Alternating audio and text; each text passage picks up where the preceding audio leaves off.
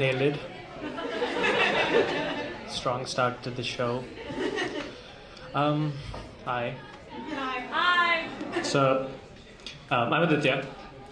I've been happy lately. You know, can't complain. Work's been fine. Life's been fine. My two favorite celebrities actually just hard launched their relationship. So, Zoran Mamdani and Donald Trump. You guys, the way he looks at him. Just, come on. It's like the enemies to... Oh, sorry. Sorry. But it's the enemies to lovers trope come to life. You know? But I appreciate you. Like, this makes me happy because, like, it's cold outside and you all came here. Like, you're so nice. Like, yeah.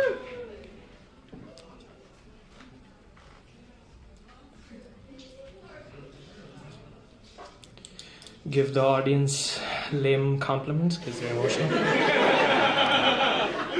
Sorry, this is my third time doing stand-up comedy. I just wiki-howed it. I'm just following the algorithm. Can you keep this?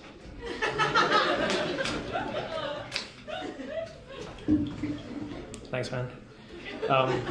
Before we start, I just want to say so. I have anxiety, and like it's, you know, like being on a stage is, you can agree, it's pretty nerve-wracking. So I hope you guys like this. Like it'll mean a lot, you know. Just thank you. Oh, you have that.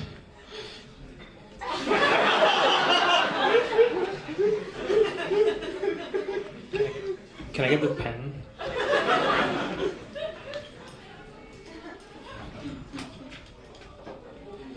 Lie to the audience.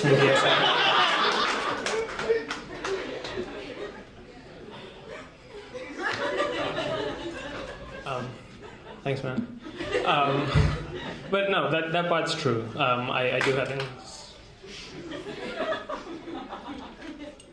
that part's true. I do have anxiety, and you know, like if anyone has anxiety here, you know, like it kind of seeps through all aspects of your life, you know, in your personal life, anyone you interact to. I see one person nodding.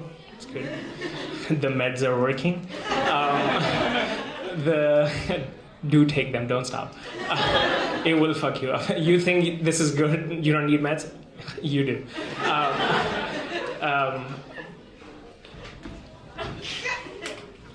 But anyway, yeah. So I do have anxiety, and like it does seep through in every aspect of your life, you know, like. So for example, like, I feel really anxious when someone asks me what I do because I don't want to appear too nerdy because I do physics. So I just tell them I deal drugs instead.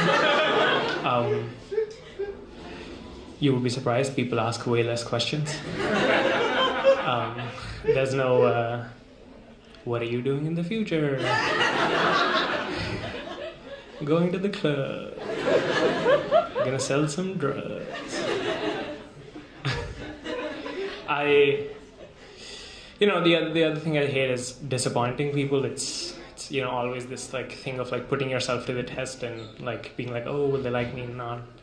Like the other week, like someone asked me what I do, and I told them I deal drugs, and then they asked me to be their plug. And I didn't want to disappoint them. So, if anyone's looking for Molly,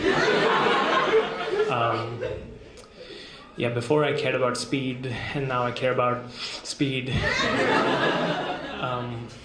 But yeah, another thing that gets me really anxious is like, you know, just like thinking about like my sexuality. Like it was only like a year ago that I realized I was queer.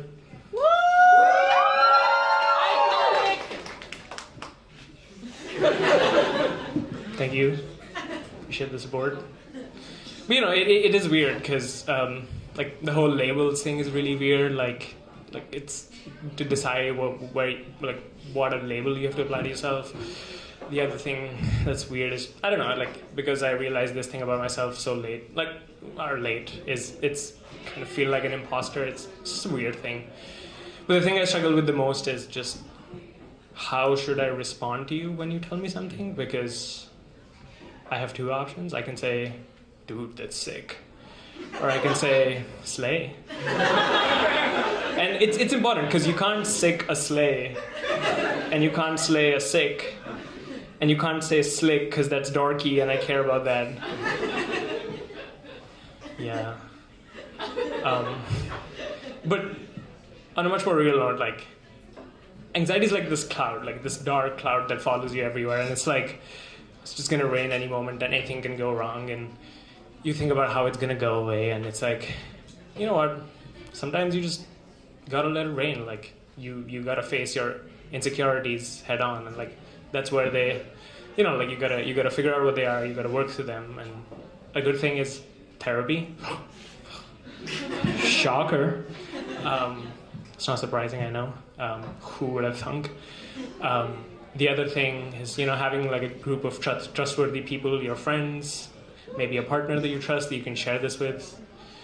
But I really do think the most efficient way of getting over anxiety is getting a bully.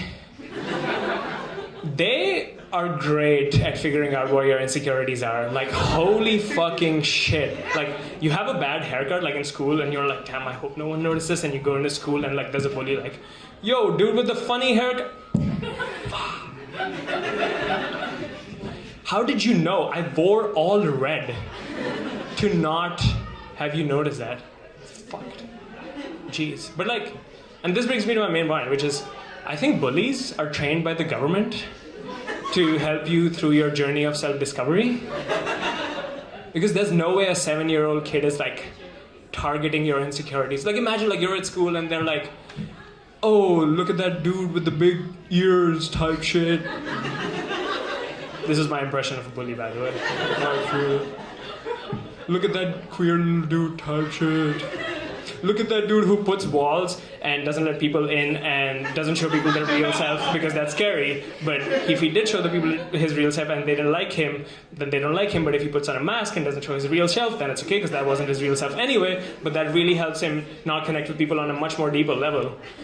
Type shit. Thank you, Aditya.